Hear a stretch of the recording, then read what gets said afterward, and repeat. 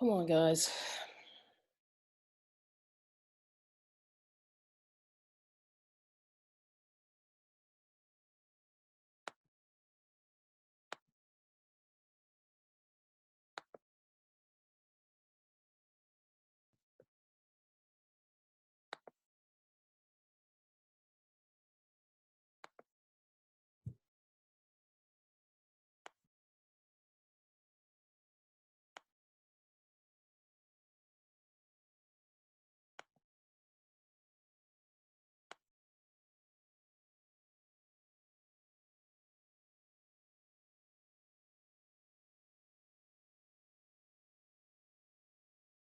Hi. Hi. How are you guys doing?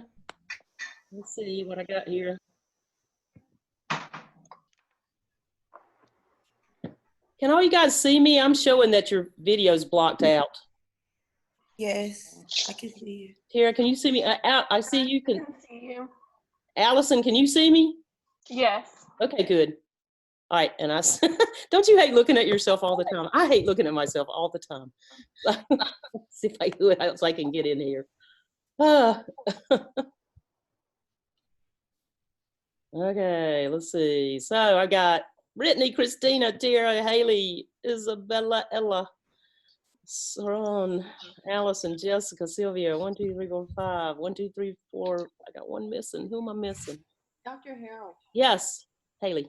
questions. I Yes. don't know what's going on with my computer, my Wi-Fi this morning. Mm-hmm. I'm first lecture, so if I just randomly go away, I'll try to get back in. Yeah, try to get back in and it'll ding me and make me open the door from the waiting room for you again. Okay, so yeah, I'll be on the lookout for that, guys. That's happened several times. So And my thanks. camera, I don't know what's going on with it. I'll try to fix it. It says it's on, but it's telling me you can't see me, so I don't know what's going on. What's on? Your camera's not on? Yeah, or it's not. It says it's on, but Haley, let me try something here because for some reason. it says it's on. Okay. I Okay. don't know. It's fine. I can still hear you and see you, so it doesn't matter. But if I just randomly go away, just know. All right. I will. Anybody else got any concerns? Let's see. 1, 2, 3, 4, 5. 1, 2, 3. Okay. All right. Let me take care of some business to begin with. Let me go ahead and share my screen, guys, and we'll start talking about some things and questions you might have about some homework we've had in the past and so forth. So let me get that up. It always scares me. Every morning I look at this, it looks different. I have no idea why it looks different. And all of a sudden it came up eventually. Okay. Let me talk about a couple of things that we've got sort of outstanding here. I did post a key to the homework that's due. I haven't gotten a chance to grade it yet. I've been working on another class. It takes a lot of time to shift things and do a million keystrokes to get it to me and back to you. But anyway, that's the nature of what's going on these days.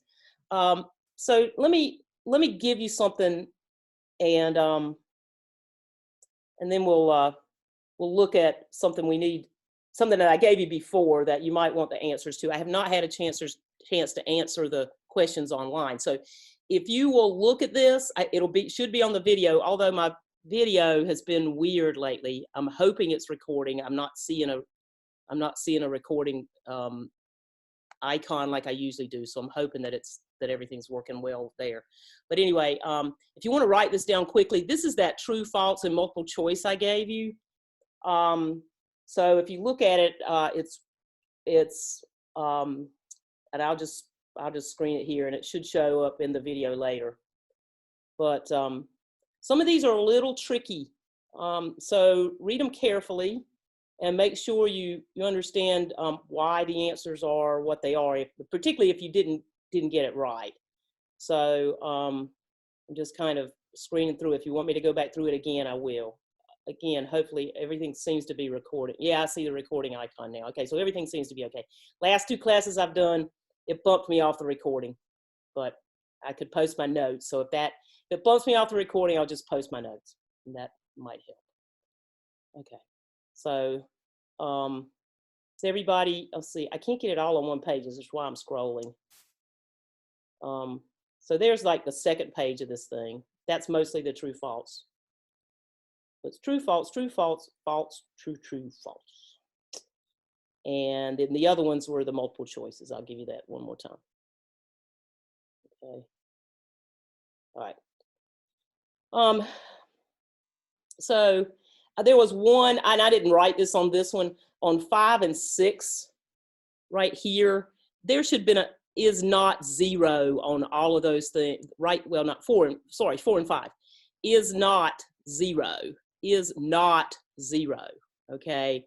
So they left out something there, which is pretty crucial to the answer, but that's what's going on there. Okay, anybody want to see any page of it, any other page of it?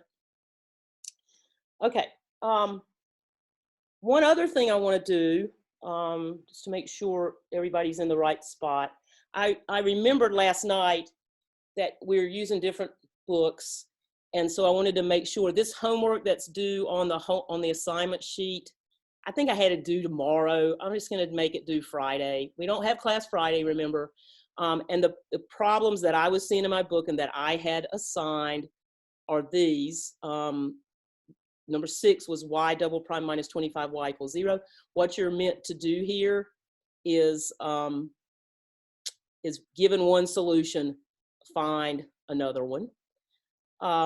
If you remember, also what I did was in number 8. Wait a minute, I'm missing. Yeah, there's 6 and 8. This one I said do the long way. And what I meant by the long way is just take it from scratch the way I did with the one originally in class before I derived the formula. If you do it the long way correctly, you'll get bonus points. So that number 6 is a bonus. And number 8, do that one using the formula. And there's the formula right there.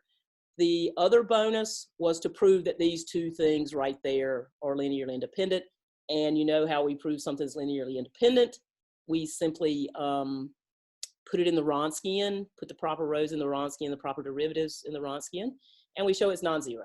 So that'll be a bonus as well. So most of this homework is bonus homework, and that was not terribly hard because you're just plugging things into the formula. Be careful with your algebra and things there. Okay, is everybody okay on that? Any questions on that? Nobody? Okay. How about any other just general questions or questions? We really, that last section we did was pretty much the only new stuff we've done since that really long section in 4.1. We're getting ready to go into another section now, 4.3, where we are finally going to learn how to find all the solutions of these things without having to rely on something like this. Although the proof of what we're going to do is rely on this thing. If I know one solution, maybe I can find the other one. So let me get to that, and we'll start on that. Not there, down here. Okay, so questions, anybody? Last chance before I start. Stop me, cut your mic off, yell at me, whatever you have to do to stop me. This lecture is pretty dense. With a lot of sort of sidebars that I need to talk to you about how to solve particular kinds of equations and so forth. But just stop me if you have a question. What we're trying to do in this section is look at homogeneous linear equations with constant coefficients. That's a pretty limited set of things. It has to be equal to 0. The DE has to be equal to 0. Clearly, we see this homogeneous here. And it has to have all constant coefficients. So we've got to be able to find that, however, to go forward, because we're going to find, in order to find a solution, remember we have to find those n linearly independent solutions to write a general solution. So that's what I'm working at here. What I want to remind you of first is something that's pretty easy. We know how to solve a first order linear DE. One of the things that we did, of course, we could separate it. I'm going to write this like this, guys, just very generically. A and B are constants, And we've just got a linear first order homogeneous DE. That's pretty easy to solve. And it was from the very beginning, we could separate it by writing dy dx and y and so forth, or we could use an integrating factor on it. But the important thing here is this. When we isolate y prime, what we find is that y prime is equal to some constant multiple of y. What we said about that and what we know about that is we know a function that behaves like that. We know a function that when we differentiate it, we get the function back. In other words, we get the function back and maybe a constant on it. For example, if we had y equal e to the 3x, when we differentiate it, we're going to get the function back, e to the 3x, with a 3 from the derivative of the power there. So we know that when we get something that looks like this, y prime equal ky, we know it's some kind of, y is some kind of function, e to the, we'll call it e to the mx, where m is just some number. In this case, it was 3. Y prime then is bring down the m, so m e to the 3x. So what you see is that y prime is a constant multiple, the multiple being m of e to the mx.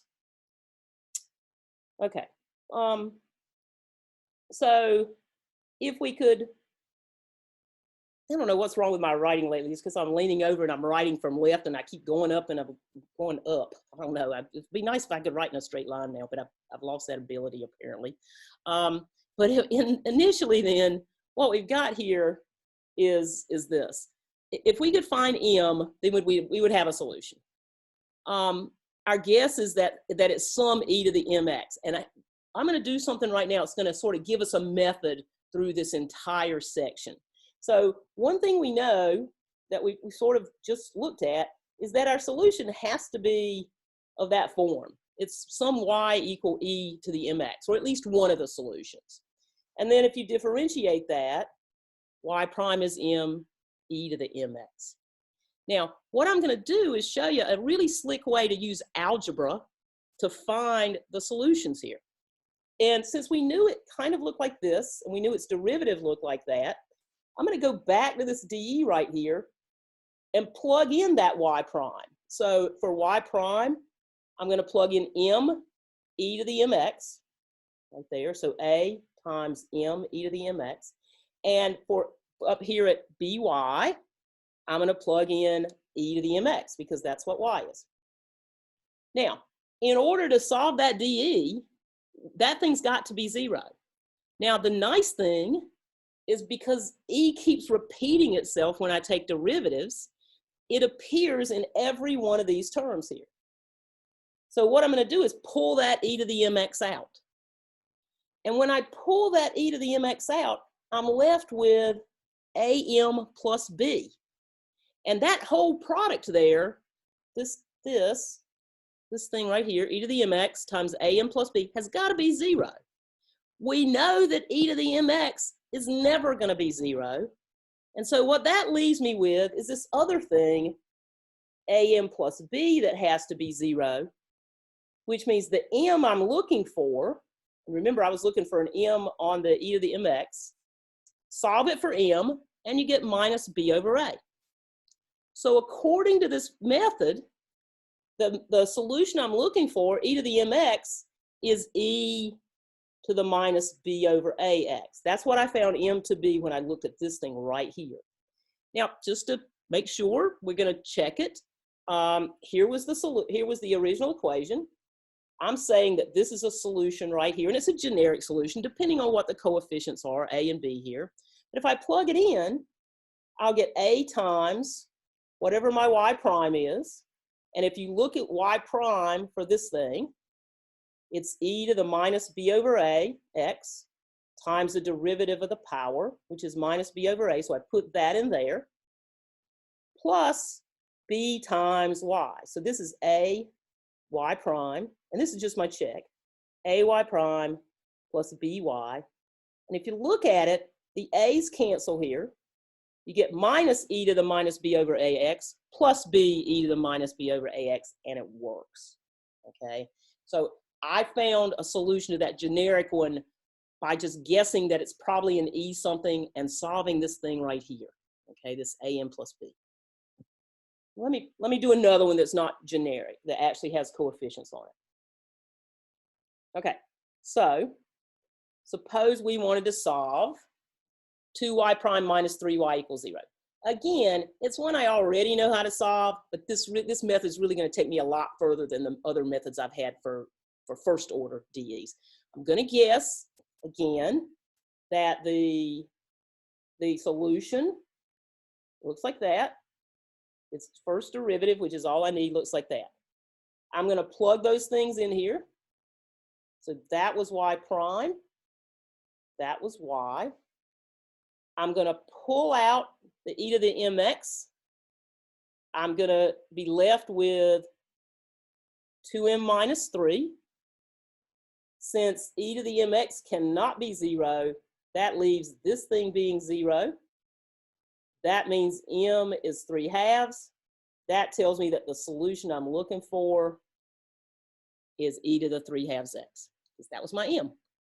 So that's a lot easier. Well, it's a lot easier than what we've done, and it's going to give us more, it's going to yield more fruit than the other ones did. So I checked it. I don't need to check it much after this because we can see it's going to work. The DE was 2y prime, so I put in y prime. There's what y prime would be with this solution. Minus 3y. If you check it out, the 2's cancel again. You get a 3 that, minus 3 that. It's clearly equal to 0. Okay, so what this method does is give us an idea about how to solve higher order DEs, homogeneous with constant coefficients. So I want to look to second order, third order, fourth order. I want to look further than first order, but this tells me something. It's going to help me in terms of what I need to do. Okay, before I go into the kind of higher orders, everybody okay with the first order? You okay with that? All right. Okay, so here's what I'm looking at. I've got this DE. These ANs, all these AIs, AN, AN minus 1, all the coefficients on all the derivatives of y and y itself are all constants, and it's homogeneous. So that's the kind of thing I'm looking at. It turns out that all the solutions can be viewed or constructed out of exponential functions. So let's consider another one, another kind of generic case, but then I'll go into a few more specifics. Suppose I have this one, which is a second order linear DE, homogeneous with constant coefficients. I'm going to guess, again, that one of the solutions, or a solution, any solution really, will look like this. Y equal e to the mx. I differentiate it. I get m e to the mx. I differentiate it again because this is second order and I need that. I'll get m squared e to the mx. Notice that m was just a constant right here. So when I differentiate again, another m comes down and I get m squared. Okay. When I substitute this into the DE, and there's the DE right there, I'm going to put in y double prime, which was am squared e to the mx. I'm going to put in y prime, which is bm e to the mx. I lost my whiteout marker, so I was like scribbling things out last night, if you happen to see that. Plus c e to the mx. So there's that, equals 0. Now, a similar thing happens here, which is really nice, guys. The e to the mx comes out again because it keeps repeating itself. What's left is this thing right here. Notice that right there is a quadratic. Remember that we're looking at a second order equation, and we should get two linearly independent solutions. And if you think about a quadratic, you're going to get two solutions to any quadratic. Now, this thing that's left, this is important because we're going to be using this term over and over again. This thing that's left is called the characteristic equation. Your book calls it an auxiliary. Can't remember how to spell auxiliary. It's an auxiliary equation. Okay, I learned this, calling it a characteristic equation, and I can't stop. All right, so either one is fine. We find this auxiliary equation. That's the equation you get after you pull out e to the mx, and that's what we've got to find out. We got to find out what m can be, because if we can find out what m can be, we can put it in here and we'll have a solution. Okay. That means, of course, that this one right here, you would take the auxiliary equation, which was am squared plus bm plus c, and you would set it equal to 0. Set it equal to 0, find your roots, and then go on your way. It turns out there's a lot of different things that can happen with the roots, but we'll take care of that eventually. Okay, so in general, here's what we're doing. Suppose I have an nth order DE, constant coefficients, linear. It's going to be linear. Well, it's linear and it's homogeneous. Okay, we're going to guess this solution right here, y equal e to the mx. We're not really guessing. We knew it had to happen like that. We take as many derivatives as we need to take. We substitute them into all of those spots right there. So y would go in here, y prime would go in here, y double prime. And you get the kind of thing I was getting a minute ago. Once I substitute the e to the mx and all its derivatives in, I will pull it out. So we're going to substitute all of those. Factoring out e to the mx, we get this thing right here. That is a characteristic equation, okay, or an auxiliary equation. To find the m's, we must solve this equation. So it turns it in, essentially, in this case, it turns it into just an algebra problem. Now, I don't know if you've run across this in your studies, but there's something called the fundamental theorem of algebra that says if you've got an nth degree polynomial, it's going to have n roots. Now, when you solve an equation, when you look at your roots, they could be all different kind of roots. And I've given an example right here to show you what can happen.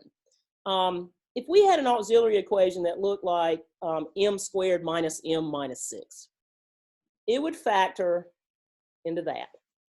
So my roots for that would be minus 2 and 3. Okay, this is a quadratic. This is an easy one. What we call those are distinct real roots. They're distinct.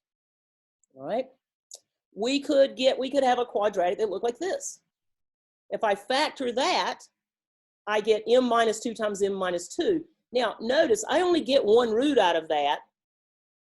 That root is m equal 2, but it's called a repeated root, and that's important. Okay, so it's a repeated root. So we can have real repeated roots. In a quadratic, if you look at the next one, if I looked at 0 equal m squared plus m plus 1, and I use the quadratic formula on that, I get minus 1 plus or minus the square root of minus 3 over 2. This should, right here, should start ringing a few bells.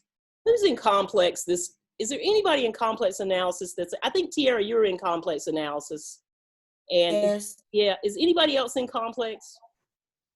Complex analysis is basically the algebra of imaginary numbers. And what we see, when we see this square root of minus 3, we write that as I root 3 because the square root of minus 1 is defined to be I. Most likely, for most of you, the last time you saw that might have been in high school, okay? But so therefore the square root of minus 3 is I root 3. So what we've got there are what we call imaginary roots, okay? And there are two of them. It's minus 1 plus I root 3 over 2, 3, and minus 1 minus I root 3 over 2. Now, there are some interesting things that can happen with imaginary numbers in differential equations. I don't know how many applications we're going to get to in the end, but engineers use this all the time because with equations that have solutions that are imaginary numbers, it describes things that you'd be surprised about. Heat flow on a metal plate, lots of things in mechanical engineering. By the way, engineers like to be kind of stubborn, and instead of calling the square root of minus, not stubborn exactly, they want to go their own way, just like mathematicians do. They call an imaginary number J. I was tutoring somebody one time that was taking some electrical engineering programs in over at Forsyth Tech or somewhere. And he kept saying, I don't understand J, I don't understand J. And I'm like, I don't know what J is. And I looked at it, it's like, oh, that's what they're calling I. So that's what engineers call I. Okay, so that's the thing, that's what can happen with the different kinds of roots. So let's go on and see, let's do some examples. Okay, so suppose I want to solve 2y double prime minus 5y prime minus 3y. I set it up the way I always did here. I'll just put that in. I need 2 derivatives. When I put those things in, I'll get 2m squared e to the mx for that, minus 5m e to the mx minus 3 e to the mx equals 0. Every time you do this, what's going to happen is your e to the mx is going to come out. You're going to get 2m squared minus 5m minus 3. Okay, that thing has to equal 0. Because that cannot be 0, and this thing, that's, for this problem, guys, that's the characteristic equation. That's the auxiliary equation, okay? I want to solve that. I know it's the thing that needs to be 0. I hope I set it up so it'll factor. I think I did. Let's see, that's, yeah, there we go. That's going to be minus there and a plus there. Okay, so I got my minus 6 and my plus 1, which is minus 5 in the middle, and there it is. The roots of this thing are m equal minus 1/2 and m equal 3. Okay, so the solutions are e to the minus 1/2 x and e to the 3x. Do the algebra, it couldn't be much easier, okay? Those two, by the way, you can check them, they're linearly independent. And they are solutions because they were built to be solutions here, guys. They're solutions, they're linearly independent. So you could check that with a Wronskian, but these all come out to be linearly independent. And so we could write a general solution to this thing by saying C1 e to the minus 1/2 x plus C2 e to the 3x. Dr. Harrell, Yes. I may be missing something, or I may just have not caught on something you said. Okay. So, where do we get the e to the negative 1/2 x? Okay. Oh, because of the m that we originally had. Yeah. We solved the auxiliary equation, Haley. Okay, so that thing has 2 roots, and Yes. then that we're calling m. Yes, exactly. Okay, M can be 2 different things. Therefore, you get 2 roots. Okay, or 2 e.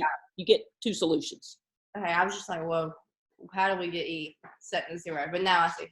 Okay, so yeah, that thing can't be 0. We're guessing the solution looks like this. This part has to be 0. Once I find out what those roots are, I know what the independent solutions are. Okay, so it allows me to write a nice general solution, basically. Anybody else got any questions? All right, let's look at another one. In this one, I've got, tell me if I move it too far up. It's really hard for me to see. I've got stuff across the top of my screen. In this one, I've got a 3rd order linear DE homogeneous with constant coefficients. And so what I need to do is take 3 derivatives and plug them in. So in this case, it'll be m cubed e to the mx. Again, here are all the derivatives over here. Then minus m squared e to the mx minus 6m e to the mx. And that has to equal 0. Okay, does everybody see where I'm plugging in things? I'm just taking those derivatives, plugging them into that equation right there. As always, the e to the mx comes out. You're left with m cubed minus m squared minus 6m equals 0. You'll notice, guys, eventually you'll do this real quickly. It happens the same way every single time. What you'll figure out quickly is that this is if this is a third derivative right here, you'll get an m cubed with that one. If this is a second derivative, get an m squared with the coefficient. If this is the first derivative, you'll get an m with the coefficient. If you had another function y here, that would be where you would get a constant when you pulled out e to the mx. So that it's going to happen every time. And when you start to work these things, you're going to be able to go directly to the characteristic equation. Okay, what am I going to do with that? I got to solve that cubic equation, guys. This is going to have 3 solutions. Give me a first step here. Somebody talk to me. I hate talking at myself all the time. So give me an n. Give me n. Pull the m out. Pull the m out. Thank you. That's what I need to do first, I think. So m squared minus m minus 6. That's good. We're left with a quadratic. See if I can factor that. That's easy. You should have a question about what happens if it won't factor, but we'll talk about that later. That's 2 and 3, and I need a minus on the 3 and a plus on the 2. The solutions here are m equals 0, m equal minus 2, and m equal 3. Okay, so what happens here is my solutions are e to the 0x because of that root, e to the minus 2x because of that root, and e to the 3x because of that root. You can check it. E to the 0x, by the way, is just 1. You can check it. These are linearly independent solutions. I can write a general solution now. It'll look like C1 times 1. And that's because this one is 1, guys. E to the 0 is just 1. Plus C2 times e to the minus 2x plus C3 e to the 3x. Okay. Are we okay with that? Questions, anybody? Okay.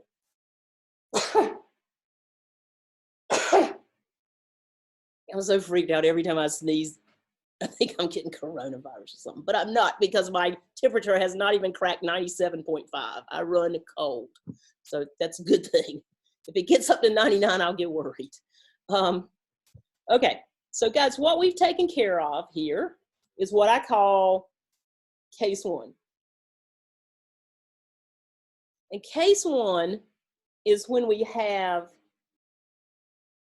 is there any question about that last example? Are we okay with that? All right. Case 1, it says this: if the n roots, m1, m2, m3, all the way up to mn, that would have come from an nth order linear DE, homogeneous with constant coefficients. If the nth root, if the n roots look like that of the characteristic equation, all right, are real and distinct, they have to be different. then your general solution just lines them up exactly the way we did it. Y equals C1 e to the M1x, C2 e to the M2x, Cn e to the Mnx. Okay, you just line them up and write your general solution. So that's pretty easy. The only potential problem you might run into on any of these things is whether you can solve the characteristic equation or not. And I'm going to talk to you about some things you might have forgotten that you probably did in high school about solving algebraic equations, polynomial equations. Okay, so let's look at, and as a matter of fact, I'm going to talk about it right now. Boy, this, I don't know why my pen got so messed up here. It looks blurry, but here's what it says, guys. 2y triple prime plus 3y double prime minus 8y prime plus 3y equals 0. So we want to find the solutions to that. If I ask myself the question, what is the characteristic equation? I've seen enough of the e to the mx and all its derivatives to know what I was talking to you about a second ago, that, that this one right here, the 2y triple prime is going to be a 2m cubed, because if I differentiate it 3 times, it's going to differentiate, it's going to generate that m 3 times. That'll be 3m squared. This will be minus 8m, and there'll be a plus 3 out there. Okay, so let me write it again. It looks really kind of blurry to me. Plus, 3, that's a 3. See, it looks so blurry, I can't see it. Okay. 2m cubed plus 3m squared. Ah, dang. Plus 3m squared minus 8m plus 3 equals 0. Now we're looking at a cubic, guys. There's a reason you didn't solve a lot of cubics in high school. They're hard to solve. There's no such thing as the cubic equation, like there is the quadratic equation. So you have to make a lot of different attempts on these, not a lot of different attempts, but you have to think about different things. In high school, depending on how much you did and how far you went, you may have looked at this thing, and probably the only way you could solve a cubic like that was a factoring by grouping thing, okay? So everybody remember when we would group a couple of them together and the other two, and maybe something would factor out and you'd see a common factor in there. That is not the case with this one. If I pull out m squared from the first two, I get 2m plus 3. That is not what I see there. All right, so does anybody have any idea how to solve this cubic? Anybody know a theorem that'll help you with that? And well, actually, you could answer me real quickly here. I'll ask you this. Has anybody ever heard or remember the rational root theorem? If you had me for Calc 2, I don't think a lot of you have me for Calc 2, if anybody. This came up sometimes when we were doing partial fractions, when we were trying to figure out how to break down something to integrate it easier. Let me tell you what the rational root theorem says. I'm not going to write it out. I'm just going to tell you how it works. I'm going to call this number right here P, or, well, I'm going to call it P. I'm going to call this one Q. And what we do is take P, we look at P is 3, and write down all the possible divisors of 3. So plus or minus 1, plus or minus 3. They're the only divisors of 3. 3 is a prime number. When I look at Q,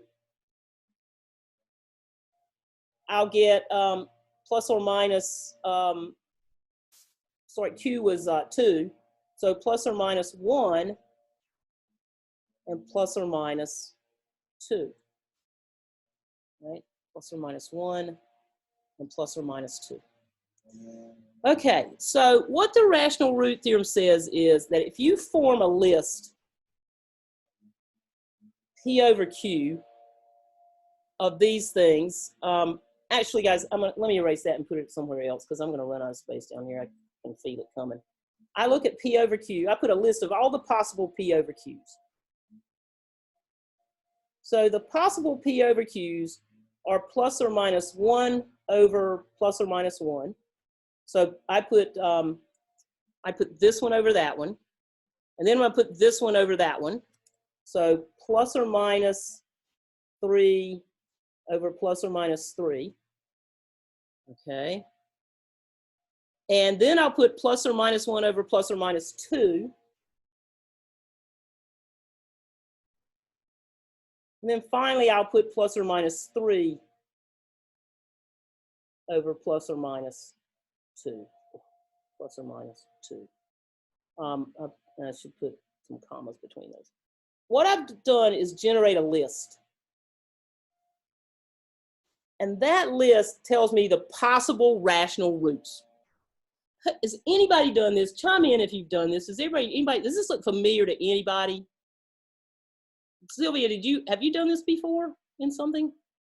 I don't know if this sounds familiar from like middle school, maybe. Middle school? Okay, it might. Well, It might. or Yeah. Math 2. From Okay. my freshman year. It was probably math 2. I'm not, depending on how far you got in middle school, you know, it probably was math 2. Anybody else? Does this look familiar? Ella, have you done this before? You remember this? Have I lost Ella? Can't see her. Let me see something else here. I can't see everybody. Okay. Ella, have you done this before? I can't hear you. I'm showing your mics off, but I can't hear you. Thumbs up or thumbs down? Down. Okay. All right. I was just sort of randomly looking. So here's the list, guys. The list is 1, minus 1, 3, minus 3, 1/2, minus 1/2, 3/2, and minus 3/2. See how I'm generating these all from those right there. I don't understand how you got the plus or minus 3 over plus or minus 3. Okay. Plus my, oh wait, I didn't, guys. That's a bad idea. That should be, and I corrected myself down below. It's plus or minus, it should be plus or minus 3 over plus or minus 1. Let's see, wait a minute. I put this over this, and then this over this. That should be a 1 right there. I'm sorry. Thank you, there. Thank you. Could we also do plus or minus 2 over plus or minus 1? Oh no, because that's a Yeah, you do the P's over the Q's. Thank you. That's, I knew that's what it had to be, so I did it. But it definitely should have been a 1, plus minus 1 there. So this over this. Let me do it here. This over this over this, and then 3 over 1, and then 3 over 2. Okay, that's what it looks like. So there's a list of roots. Now if it's got a rational root, it's in that list. So so guys, how do you test whether something's a root or not? Anybody? How do you test whether something's a root or not?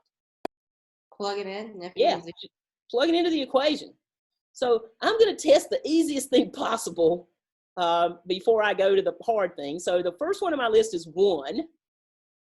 That was a coincidence, sort of. But if I plug in 1 right here to this equation, I get 2 plus 3 is 5, minus 8 is minus 3, plus 3 is 0. Okay, I struck pay dirt right at the beginning. Okay, now I don't really want to go through and test every one of them. Although if I did, I would find what I needed. I'm going to find 3 rational roots here. I'm going to show you how I'm going to do it easier. It turns out that if 1 is a root, m minus 1 is a factor, and essentially this could be factored into m minus 1 times something, okay? And that something would have to be a quadratic, okay? Because the m times the m squared in the quadratic would give you the m cubed, okay? So that's called the reduced polynomial there. Well, the question is, how do I do it? One thing I could do to find that would be to divide m minus 1 into this, all right? And that would leave me with whatever that was, okay? So I'm going to try that, and I'm going to try it shortcut ways. So I am dividing m minus 1 into 2m cubed plus 3m squared minus 8m plus 3, okay? And I'm not going to do the long division like that. I'm going to use synthetic division. And you will probably recognize it. If you don't, stop me, and we're going to do it a couple of times, but synthetic division does this. It puts whatever your root is right there, whatever makes that m minus 1 0, which is 1. And then it picks off these coefficients. This is just a shorthand way to do long division. I feel pretty sure you may have a vague memory of this in high school, okay? So that would be 2, 3, minus 8, and 3. 2, 3, minus 8, and 3. Now, if you want to, you can go back and do the long division on this. And what you'll see happening is that all the numbers that appear down here start to collapse, are collapsed into this really quick way to do division. For example, if I said m into 2m squared, 2m, it would be 2m squared. When I multiply back out, it would be 2m cubed. And then I would have minus 2m squared. And then I go through subtract and add, and I keep carrying that process all the way down. This is a shortcut for that. So here's the first thing that I do. In synthetic division, by the way, if there's a power missing here, you better put a 0. They've got to progress as highest power to constant here. And if there were not an m squared in here, in the m squared slot, I'd put a 0. So just like I'd put a 0 placeholder when I was doing long division here. So here's how the process works. Does anybody remember what I'm going to do first? I'm just curious to see if anybody remembers this at all. Does anybody remember what I'm going to do first? Okay. I'm going to pull down the 2. Okay. Then I'm going to multiply the 2 and put that right there. And put it 1 times 2 is 2. Okay. I'm then going to add 3 and 2, which is 5. That's sort of like when you subtract and add these things right in here. So that's an arrow right there. It doesn't look very good.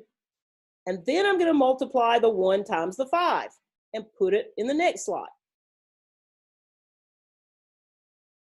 Okay. I'm then going to add the minus 8 and the 5. And then I'm going to multiply the 1 times the minus 3 and put it right there. When I add 3 and minus 3, I get 0. That 0, if you got it legitimately, tells you that m minus 1 divides this perfectly. In other words, the remainder is 0. So what's in this last slot is the remainder. And what's left are the coefficients of whatever that quadratic that we were trying to find up here. So it's 2m squared plus 5m minus 3. 2m squared plus 5m minus 3. Now, let's see what we got. Okay, I'll do another one, guys, but does everybody see what I did? I dropped the 2 down. I'm multiplying every one of these I dropped down and put it in the next slot.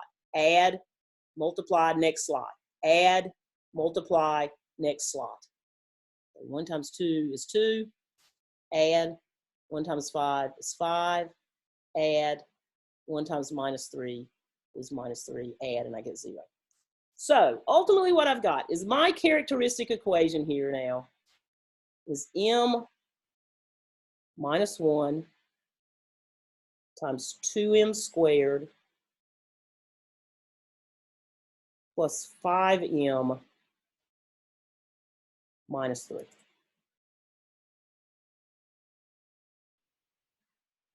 Okay. Now, the nice thing about that is this reduced polynomial thing I've got right here hopefully, and in most cases in the problems in the book, well, for today, it'll probably factor. If it doesn't use the quadratic formula. So let's see if it'll factor.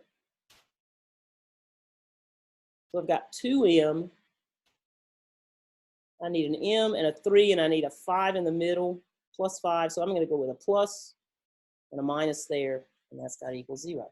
Now, let me note something here. Is that right? 2m squared plus 5m minus 3, right.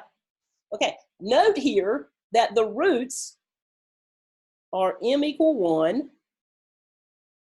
m equal a half, and m equal minus 3. Those were all in my list, guys.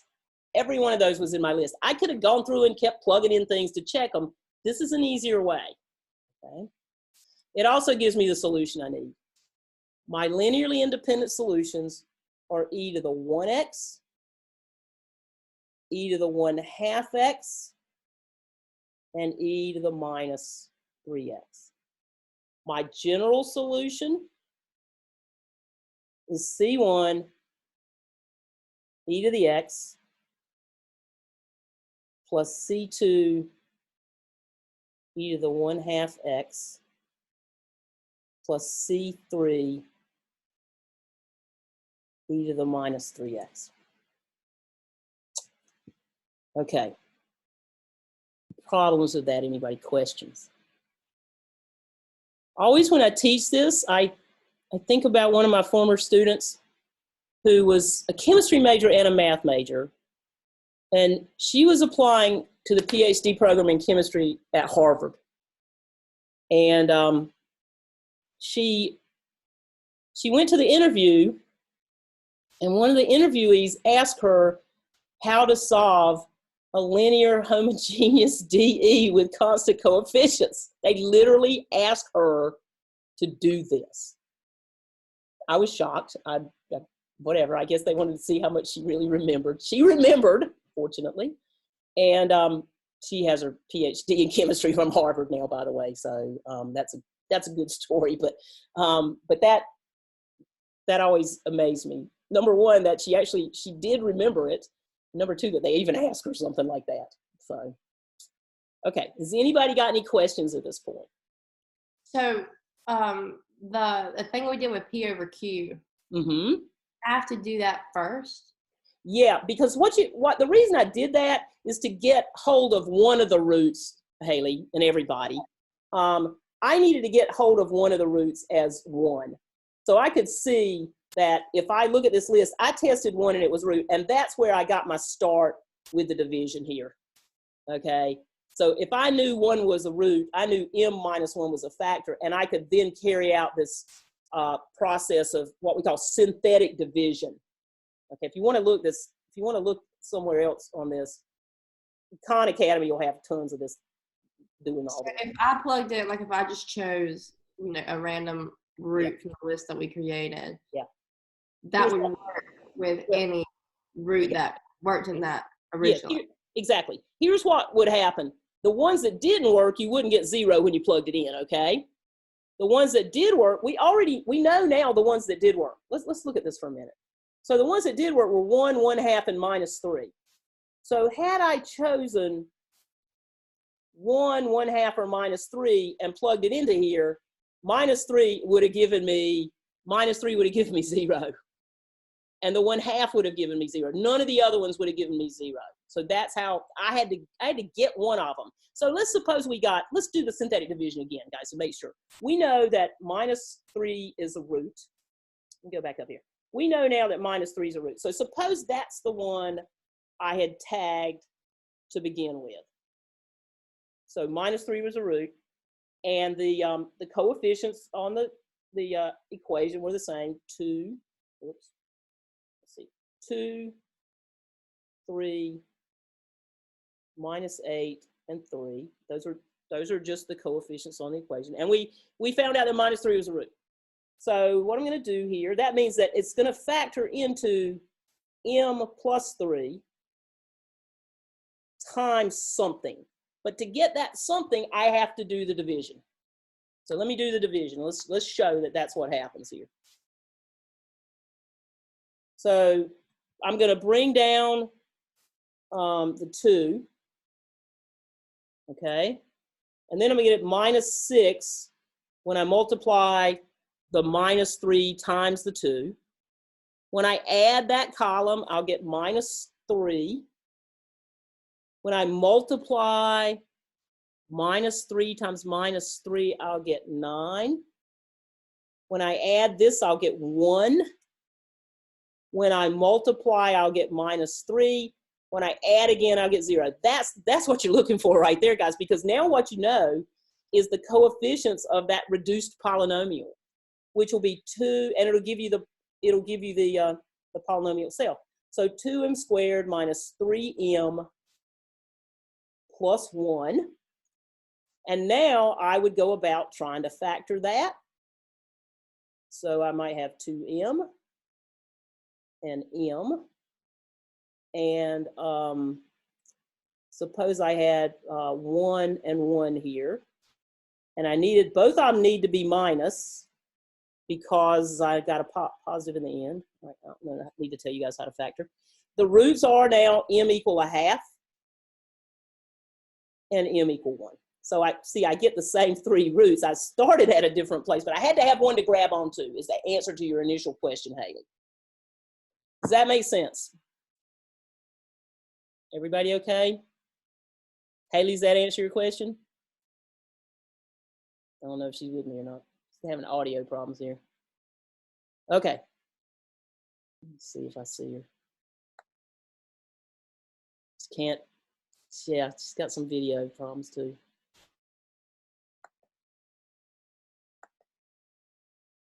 Can't even unmute her.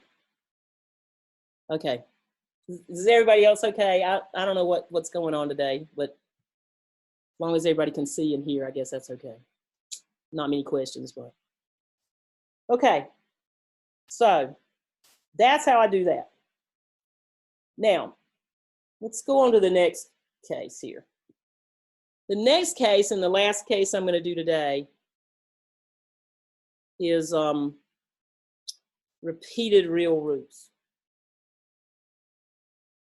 What happens in a case like this where my characteristic equation is this and I only see one root, it's m, but it's a repeated root. So out of that, I can only get one of my solutions, e to the 1x. We know it's a second order equation. We know there are 2 things in the fundamental set, which means we got to find another one. Fortunately, from yesterday, the day before yesterday, I don't remember when it was, well, it was day before yesterday, in the last section, we found out how to construct another solution from a known solution. And I'm going to do that generically here and show you what happens.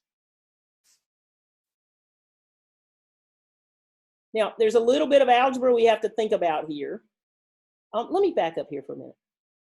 If I put this thing right here, I want to show you something in terms of putting this in the quadratic formula. Now, I know I don't have to put it in the quadratic formula. I can factor it. But I'm going to put it in the quadratic formula and tell you something that happens when you have repeated roots.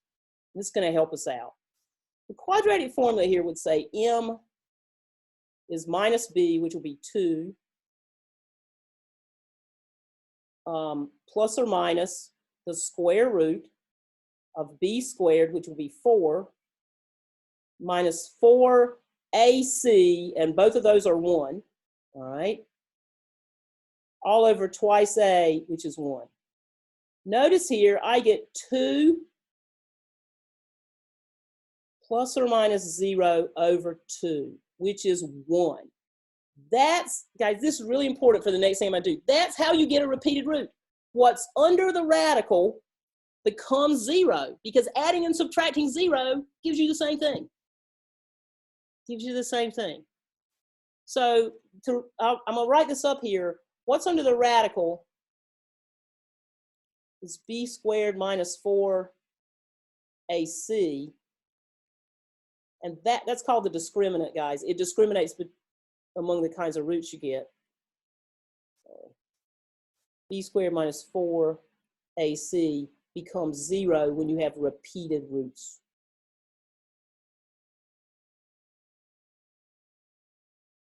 Okay.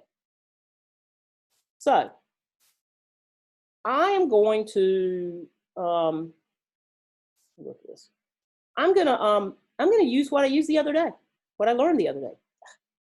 What I learned the other day was that if we know a solution, we can construct a second solution from this formula right here.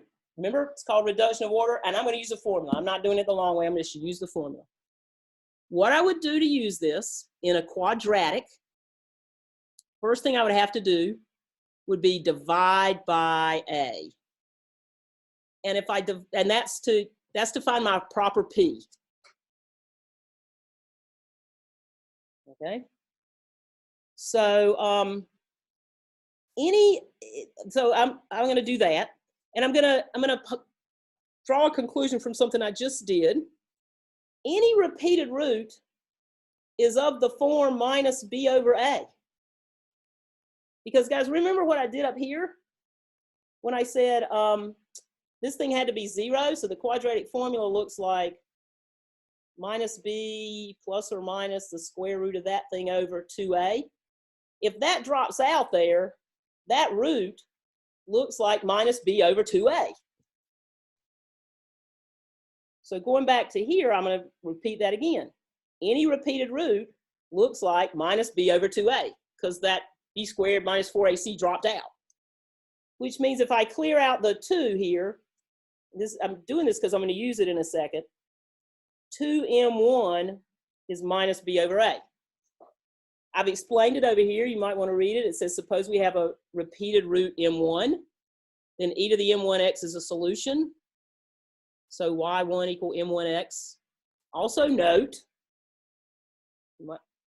that to have a repeated root, this thing under here has to be 0. So any root any repeated root looks like m1 equal minus b over 2a.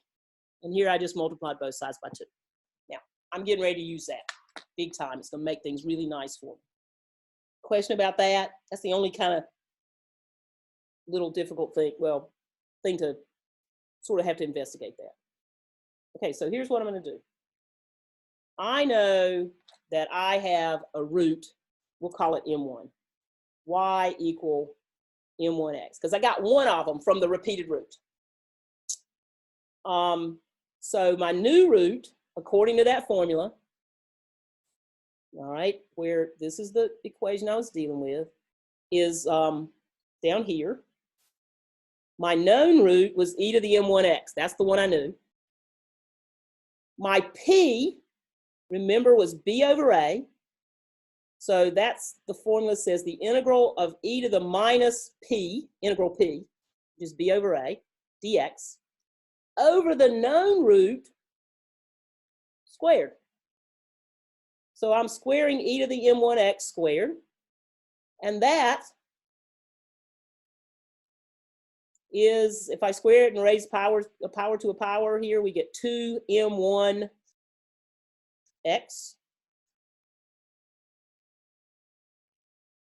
But a minute ago, I showed you that 2m1x was just minus b over a. So that's what I'm going to put in place right there. That thing right there, that denominator, comes from what we were talking about with quadratics. All right, that's really nice, because e to the minus b over ax divided by e to the minus b over ax is 1. Very nice. So the integral of 1 is x. I don't need the plus c here to get this other element of the fundamental set. It'll just be a repeat of the one you had if you do. But I get x. That's the other one. That's the other one. So guys, nice here. The fundamental set has in it the one you found and x times the one you found. Now, a pattern gets established there, and I'm going to go back and do some examples, but here's the pattern that gets established. Question anybody about that? Look at that, about this stuff it comes from the ideas in a order 2 quadratic idea because of when you get repeated roots, which is just kind of cool. It works out nicely. Questions? Okay. So the theorem says this. It says if the characteristic equation has a repeated root of multiplicity k, in other words, it repeats itself k times. So for instance, I might have something that factors into m minus 1 times m minus 1 times m minus 1, okay? That's a repeated root of multiplicity 3. The root repeats itself 3 times. That's all that means. Then the part of the DE corresponding to it looks like this. It takes e to the m1 x, and then x e to the m1x. We already showed that because when we only had a repeated root of multiplicity 2, if it has another root, it'll step up this x to a power of x squared. If it has k of those, it steps it up to k minus 1. So here's what the fundamental set of something that looked just like that would look like. E to the x e to the x, and x squared e to the x. Oh, somebody, uh-oh. Did everybody get bumped?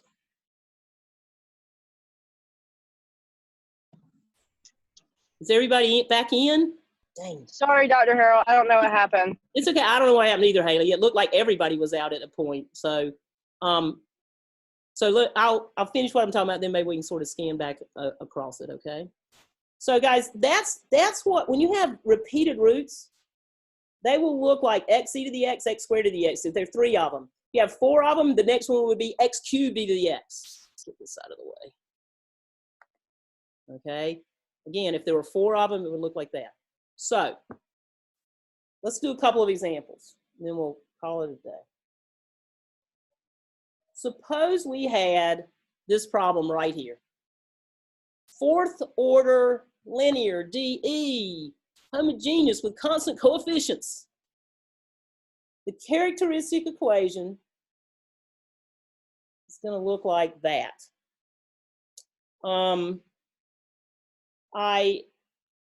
Because you're going to have the m to the 4th, the 3m cubed right here, the 3m squared plus 1m. The first thing I'm going to try to do is solve this thing for m. I can pull out an m.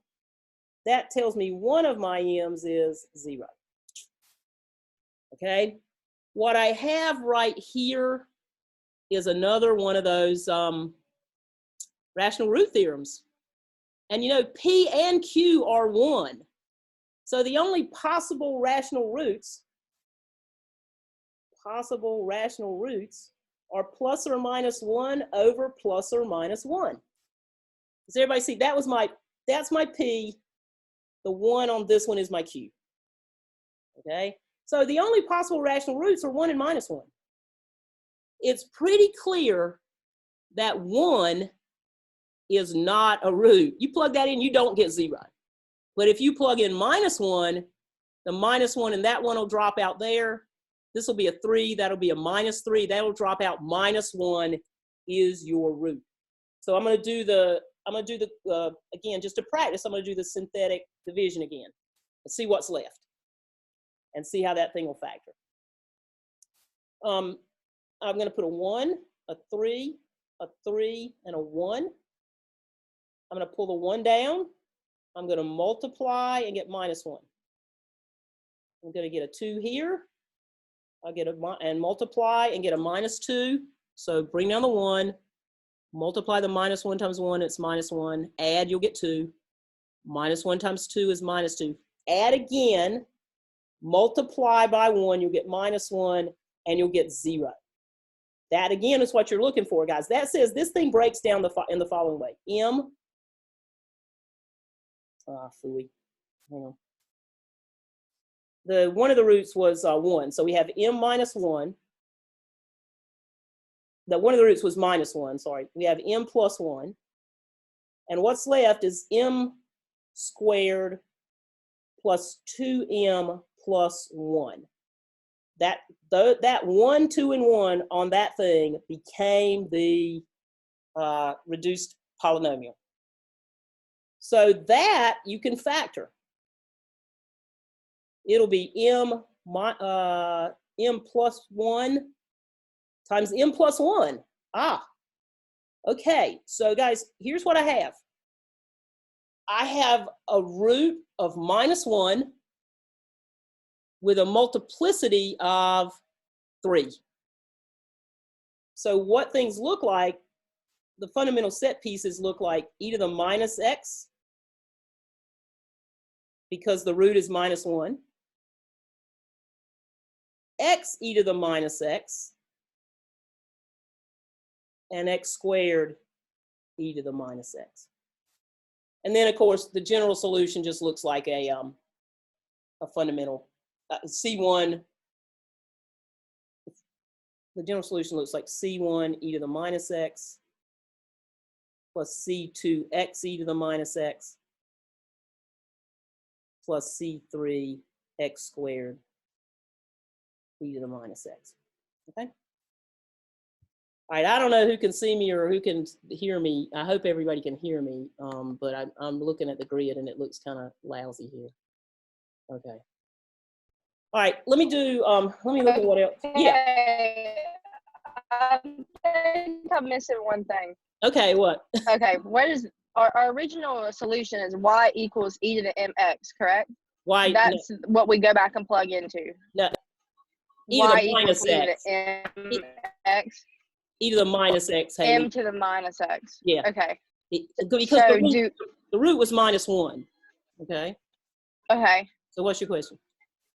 Where does the x the leading x come from? Oh, see, okay, I got off track somewhere. I know. I will go back and just rewatch the whole lecture, and then Okay. if I have any questions, I'll email you. All right, that's fine. But this -1 right here came from the fact that the root on it was -1. So it's e to the -1x. And the other ones look like. I see that. Yeah. I got lost somewhere in the middle, but I'll go back and do it. Okay. Well, I'm I think sorry. it kicked me out, and then I was just confused. Yeah, I'm sorry. Something's flaky today. I tried to cut it. By the way, guys, this works better sometimes. And the whole world's using Zoom right now, which is kind of crazy.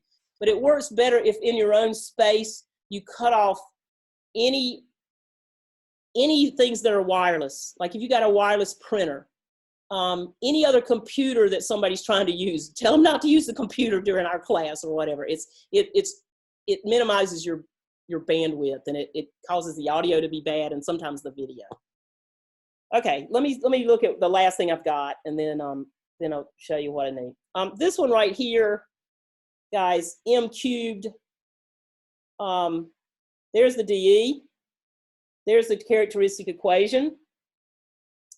The possible rational roots, p, because you got a -4 there, the possible factors are these. The q comes from the coefficient on this one. That makes that plus or minus 1. So the possible p over q's are plus or minus 1 over plus or minus 1. So that's 1 and -1. And 4 and -4.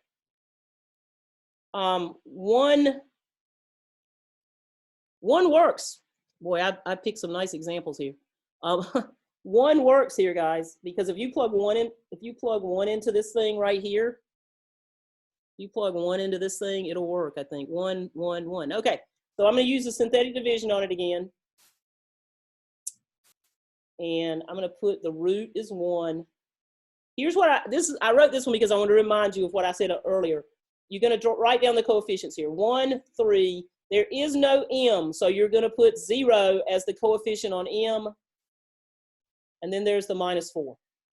Do the division. Bring the 1 down. 1 times 1 is 1. I get 4. 1 times 4 is 4. Add 0 and 4, I get 4. 1 times 4 is -4. 1 times 4 is +4. add the 2, and I get 0. That's what you're looking for. Your one of your roots is 1, so the factorization will look like this, m minus 1. And this will be m squared plus 4m plus 4.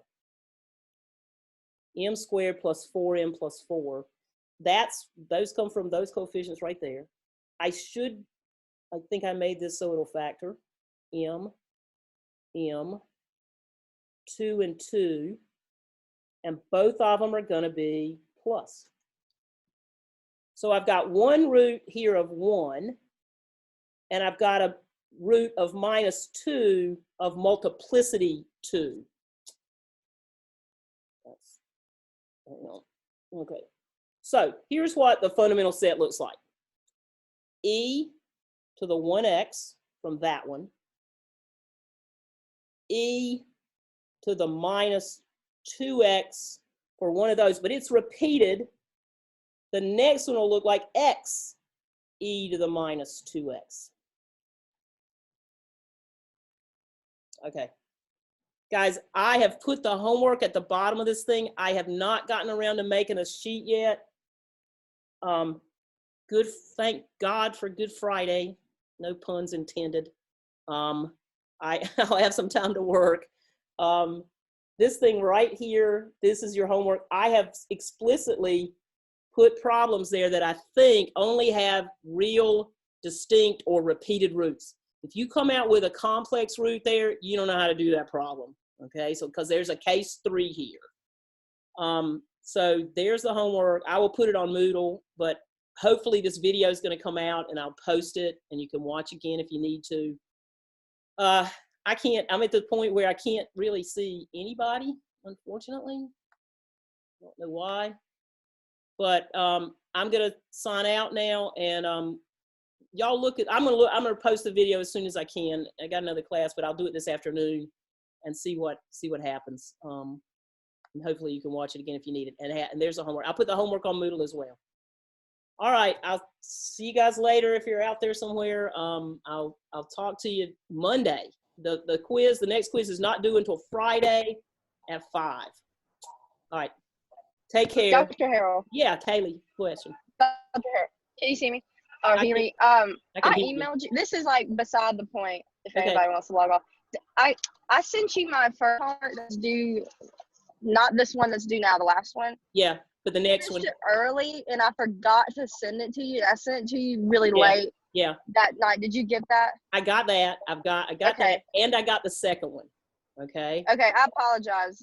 I just got busy with a paper and I forgot about sending All it. right. I just wanted to make sure you got it. Yeah, Haley, and what I'm going to tell you about the second one, I did glance at it.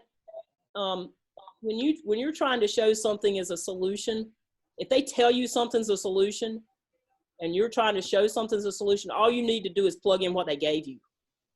And Okay. I think on that last one, you did way too much, and I can't figure out what the heck you did, okay? So just look at that one again. And anybody else that's On the one due Friday? Yeah, on the one due Friday. Okay. Look at the last problem, Okay. everybody. All you're being asked to do is plug in what they're telling you a solution and show it's a solution. You don't have to show they're linearly independent. They told you it was a solution. You don't have Okay. to verify the things. They just plug it in and see that you get. Everybody see that you get what they tell you you should get. Okay. That was a non-homogeneous problem. Okay? All right. Thank you. Anybody else? Okay, I'm going to sign off. See you guys later. Have a good weekend. Happy Easter.